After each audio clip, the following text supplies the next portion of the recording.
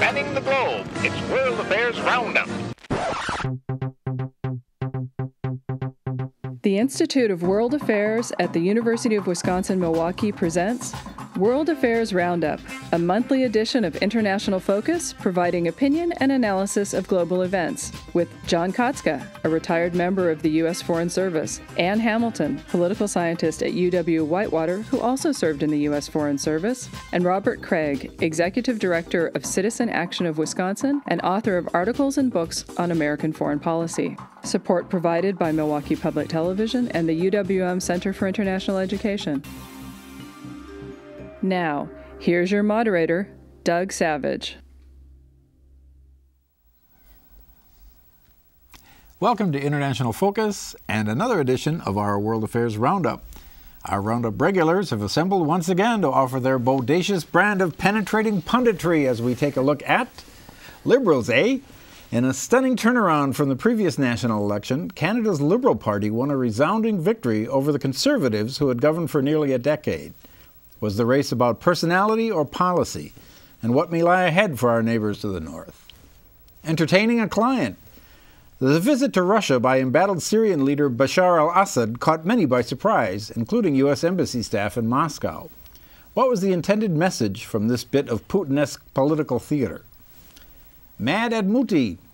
German Chancellor Angela Merkel's immigration policy is proving to be fraught with domestic political peril. Are voters angry enough with this once dominant political figure to actually put an end to the Merkel era? And if so, what does it mean for the continent? And cruising for trouble. In what China calls a deliberate provocation, the Obama administration sent a U.S.-guided missile destroyer into disputed waters in the South China Sea. Beyond the inevitably heated diplomatic rhetoric, how far is each side prepared to go to prove who rules the waves? Well, welcome back, everyone. Good to see you, all three of you together once again. John, maybe you could start with a primer on Canadian politics. Who are the parties? Who won? Who lost? Okay. Well, the party who won was the Liberals. As point of clarification for those in our audience that would naturally assume that liberal means leftist, as in the United States, in Canada and much of Europe, liberal means a moderate, probably business class oriented. The Liberals won rather resoundingly, and the opposition was the Conservatives, had been in power for over a decade, as you pointed out. And the other party is the New Democratic Party, which is the leftist party in Canada. They did the poorest in the election.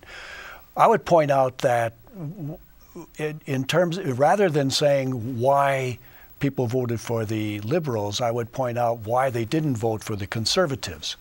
And first of all, Canada continues in recession. That's always a bad thing when you get to an election.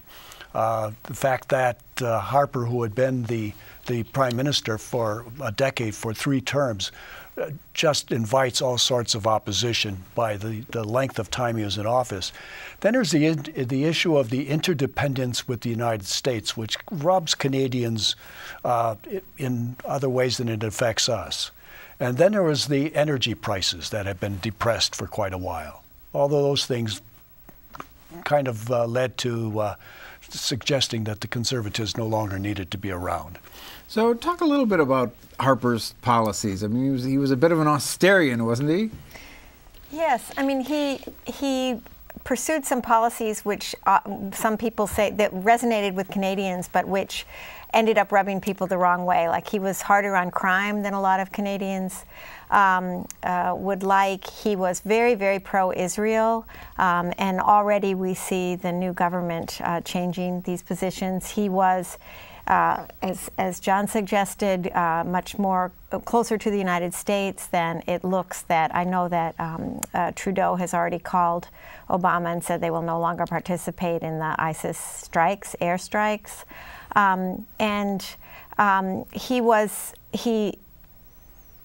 there was a big controversy towards the end where he tried to get to prevent a new Canadian citizen from wearing a Muslim from wearing her niqab, a face-covering veil, during her swearing-in ceremony. And although the polls show that the Canadians were largely against her being able to wear this veil, the courts overturned that she was allowed to wear the veil. The courts allowed it, and I think it prompted a really big discussion about values and how the Canadians want to be perceived. And it just went, even though the polls show they supported the ban on wearing the veil for the swearing in, I think that it went against the Canadian self-image of being liberal and accepting of all, and they're a pluralistic society. So those are just a few of the issues that came up in the campaign. So, Robert, talk a little bit about the victor, Mr. Trudeau. He's something of a Canadian Keynesian, is he not? Well, and he's the son of a prime minister, but very young, a bit of an unknown quantity. The Liberals came from nowhere. They seemed to be in the political wilderness up until now. And in fact, the NPD seemed like a more likely successor. But quite frankly, most thought the Conservatives would win until quite recently. So yes, he certainly believes much more in what we would call Keynesianism, that is putting money in people's pockets and that leading to more prosperity, more economic activity, which is something that is also supported here. The way to understand that by a lot of people, not everyone, not by John, but one way to view it is these parties, as if you could view the Liberal Party, the Trudeau's party, the winners, as kind of like if Hillary Clinton was in a party, the NPD as if Bernie Sanders had his own party, and then a Conservative Party that is sort of more centrist, quite frankly, more center-right than the American Conservative Party. So this is sort of like mainline Democrats in terms of what they support. So it is a major change. There are a lot of people who think it has implications for other countries because it's another electorate kind of voting for trying to do things again, for a more positive, optimistic agenda, that a country can actually achieve things and move forward and not base everything on negativity. There's a lot of critique of the Harper kind of power being based on wedge issues and division in various ways, and bringing up things such as xenophobia in terms of the incident with the naturalization process and the Nabob. So it's interesting that way. This may have implications beyond Canada, according to some analysts. Well, it was a stunning turnaround. If you look at Winnipeg, for example, in the 2011 election, the Liberal Party ended up with 48%. In the just recently concluded election, they got up to 61%. So to what extent is this throwing the bums out? I mean, is it an anti-Harper vote, or is this a pro-Liberal, pro-Trudeau vote, do you think? Well, probably is a piece of both of them, but I would say heavier on the throw the bums out. Well, but I think that the campaign that Trudeau came on in a way that was very appealing, people were willing to they just wanted something new. So I think that they do want to change. And the results reflect that. I mean, the Liberals had 34 seats in the previous Parliament. They now have 184. That is stunning, because all the polls, even when they thought that they were going to win, thought that they were going to have to put together a coalition government, probably, or have just a slim majority. And now they have a firm majority. So it's really amazing. It's like quintupled their number of seats in the House. So what do we know about the new Prime Minister? I mean, other than he is the son of the old Prime Minister, several times removed. He doesn't have very much experience in political life. We know less than we think. In other words, there's a lot of speculation as to what is he. In fact, there was an NPD podcast, which I saw, where the question was, is he another Obama, a neoliberal in progressive clothing who promises change, but really just is part of supporting the corporate class. So in other words, that's the left-wing critique of him. So it's a question of how serious he is about change, or how much is he an establishment figure. We don't know. I think we can see a less supportiveness from Canada, from Ottawa, in terms of our foreign affairs. I think as Anne pointed out, they have already pulling out of the ISIS attacks, but I think it's going to be more broadly stated in terms of pulling back their military from all of the Middle East and Afghanistan exercises that we're going through. I understand that he is looking for the soft diplomacy approach, that looking for Canada possibly filling a different role than just being supportive of the United States. Well, let's turn to someone who's not shy about using his military, and that's Mr. Putin. And he had a visitor recently. And talk a little bit about the visit by Bashar Al-Assad to Moscow. And first of all, did we know it was coming? Apparently not, huh? No, we didn't, and he was spirited there overnight in a Russian plane that landed in Latakia and left from there and went through Iraqi and Iranian airspace, carefully avoiding Turkish airspace, and landed in Moscow for these visits. And the visits were not announced until he had safely left. I mean, much has been made about the fact that this was the first time he left the country during the whole civil war.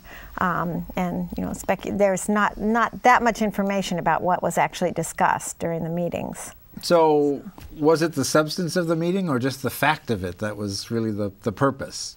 Well, it has to be the fact. We don't really know the substance other than the propaganda points that were put out. It's the fact that he left. There are two schools of thought. There's a thought this shows essentially that Assad has nothing left, that he's in a micro state and that he's just a puppet of Putin. And there are others who think that it shows he has a major ally now and might have more staying power, particularly given the airstrikes that have been conducted by Russia, not against ISIS predominantly, but against the Free Syrian Army, which is supposed to be the quote-unquote moderates. I put quote-unquote because there's some doubt about what a moderate is in Syria.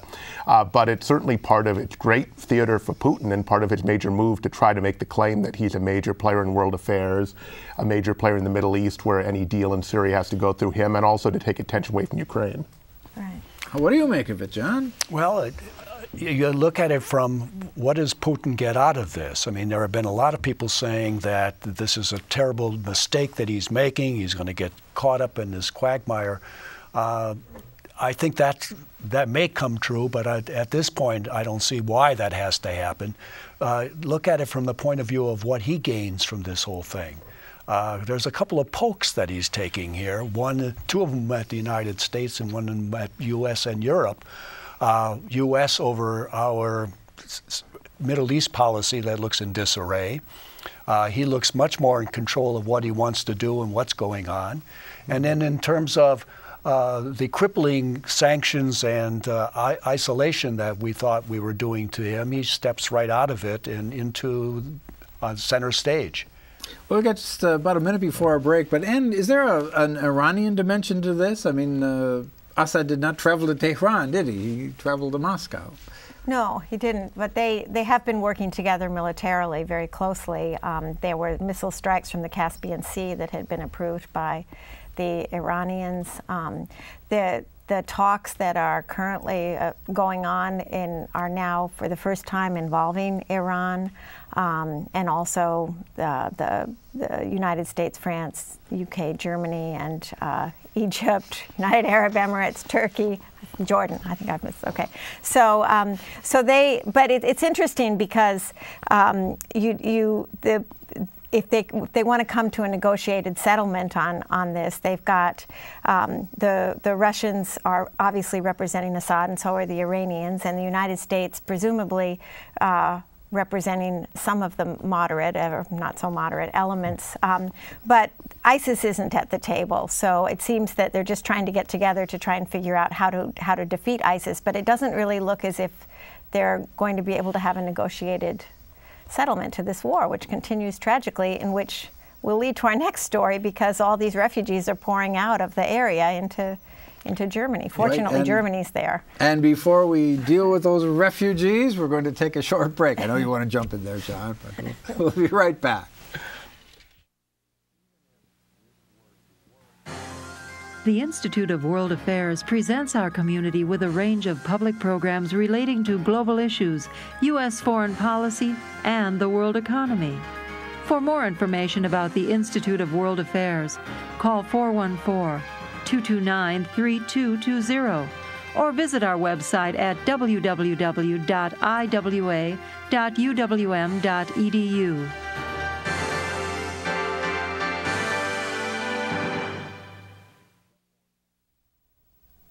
Welcome back to our World Affairs Roundup. We're chatting as usual with John Katzka and Hamilton and Robert Kraig.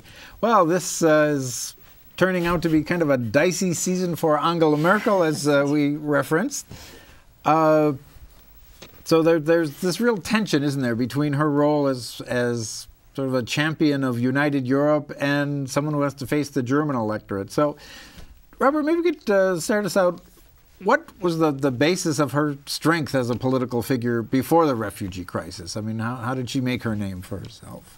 Well, a seemingly dominant political figure in the dominant economy in Europe, in the EU era, and then someone who usually got her way with some compromises around what the fiscal program was, what the economic program of the EU is, how Greece and other problems in southern Europe were handled in terms of fiscally. So it was seen as, and very popular in her own country, therefore seemingly arguably one of the most successful political leaders in modern times, up until now, potentially.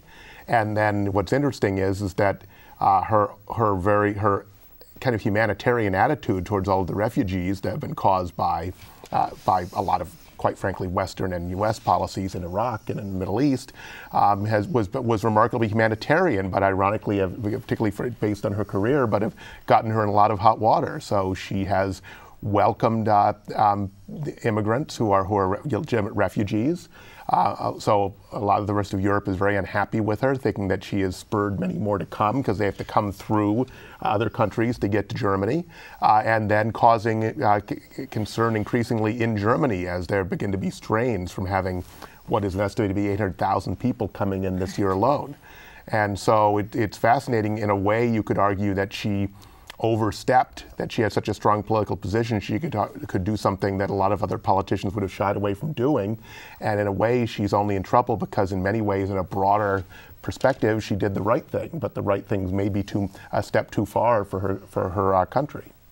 Well, she had a couple of very notable comments to make regarding the refugee situation, and just remind us what those were. Well, she pretty much said anybody could come, they would accept everybody, and we can cope, which, you know, we will somehow figure out how to accommodate all of these people, which if you were a refugee sitting in a camp in Turkey and heard that, you could see why, oh, well, now we have a place to go that will welcome us. So it really has been a big pull factor, and is, as Robert said, it's really come to pose tremendous problems for her political future and also for the German people. Well, and one of the upshots is now in some quarters the refugee problem is seen as a German problem, and I think the leader of Hungary said as much. Well, as Robert pointed out, they're all transiting through these countries that have weak economies and are going through the worst part of the aftermath of the Great Recession. This is a issue that Europe did not need at this time. Right. I mean, this is almost, you can say they were almost stumbling through the Grexit and dealing with the issues of Greece, and now this comes on top of it, and there is spillover of this into the relationship with Greece. Do you make any accommodations to Greece in this? How does this relate to the tough positions that they want to have in terms of the reforms for Greece? So let's talk a little bit about her situation right now internally. Particularly, there were some rather disquieting statements by some of the leadership in the German state of Bavaria.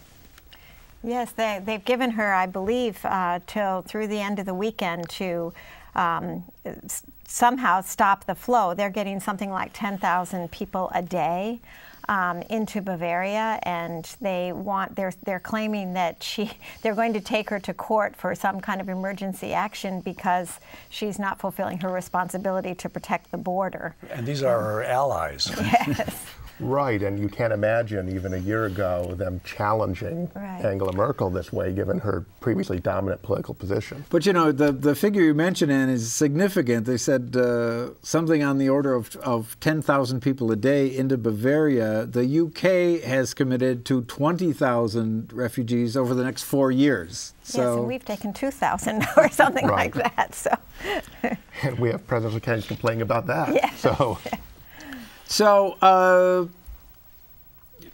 how does this position Germany more generally, do you think? I mean, is this discontent focused on Angela Merkel, and what does it do going forward to the political environment then? I think it has to tighten things up. The conservatives are already talking about a wall of their own in Germany, but there's no way that those two statements that she made can continue to go forward. You know, send us whatever you want, basically, and we'll deal with it. She's going to have to change that, and this is going to be, right now there's no alternative to Angela Merkel. The next federal election is a few years away in 2017. But this could be the start of the reaction that brings on new leadership. I believe a settlement in Syria would be welcome, though that seems unlikely. Yes. And there is one economic argument for this, and that is Germany is a declining, aging population, and immigration, you're bringing in a lot of young people and bringing in dynamism. So, but that is not washing right now, and I'm saying that might be a small part of what's going on. So one of the pushbacks that we've seen in other places is sort of the ascendance of sort of right-wing party and more nationalism. Do you think, given the history, there's any possibility of sort of an ascendant nationalist right-wing German party? Given the history, when you're talking about Germany, I mean, that's... It doesn't have to be right-wing. I mean, a nationalist can come from either side of the agenda. But I think that there will be more nationalism showing it and becoming more of a factor that she will have to, and the German government will have to deal with in the coming years. I mean, they tend to come from the right unless it's the right in power. So that's where John's supposition comes. Right, and this is also, given the pressure of these people arriving every day, unless winter sets in really hard and actually stops the flow, they're going to have to do something faster. We're talking about a political process playing itself out over 2 years, but there are going to be some real pressure points, and some deals are going to have to be made. I don't know if the Germans in the end, or they're talking about setting up camps, but how much money they are going to have to commit to Greece and the entry points and some of the Balkan countries to try and do something to alleviate the stress there. Well, as our clock is quickly ticking away, we need to set sail for the South China Sea. Now, so what happened this week in the South China Sea as pertains to the U.S. Navy? Well, there has been rhetoric going on for years now. This is not the first of the confrontations we've had with China over territorial rights. Go back a couple of years to the where the Chinese attempted to have all air travel coming near them request permission to come in, and they backed off of that one. This is another manifestation of this, and it really revolves around the question of what is an island. Well, and I think if we could look, we've got a map of the area, I believe, and a lot of the question is how you define your territorial waters. Now you'll see, according to UN, it's one line, which is a bit closer to the Chinese coast, and according to the Chinese government, it's basically encompassing the entire area there. So significantly, we see territorial waters claimed by a lot of the neighboring states. Exactly. Mm-hmm. But also these islands become critical in that every island, if accepted as an island, gets 12 miles of territorial rights and 200 of economic rights. Well, you know what that's going to do when you start beginning to take these little atolls and concrete them up and the right. So just to be clear, that's what's happening. There are little outcroppings of reef that are submerged during high tide that have now had sort of a cap of concrete put on them, and the Chinese flag placed in the middle of it. And then now they're calling them islands, and we're calling them artificial islands. With long runways on them. Right. But this is going to be part of something even bigger. I mean, this is part of the competition between the United States and our allies in the region, and what's going on in what China wants to do in the region. Well, and you know, it doesn't leave a lot of wiggle room. I mean, the U.S. position is their territorial claims are invalid, and ships, including U.S. military vessels, have every right to transit those waters unimpeded. And China is saying quite the opposite, that this is a provocation and an affront to their sovereignty. So how dangerous could this get? Some would think it could be very dangerous. Hopefully it's all bark and no bite, and we'll have a lot of chest pounding, but no one will actually do anything. But you have two superpowers making threats, and one claiming its sovereignty is being violated, the other claiming that the freedom of the seas are being violated. So it could be a dangerous situation, hopefully not. It's one superpower and one regional hegemon. Okay. And therein lies the rub. The regional hegemon wants to be seen as a superpower. That's certainly in that area. But the Philippines had attempted to try to get this reconciled at the international level with the International Court of Arbitration. And the Chinese refused to recognize the competency or the applicability of the Philippines' claims. And as you saw from the map, the Philippines are all over that area in the middle there. Well, we'll have to keep an eye on this one, see how it ends up. Thanks again to our viewers. We'll look forward to seeing you next time on International Focus.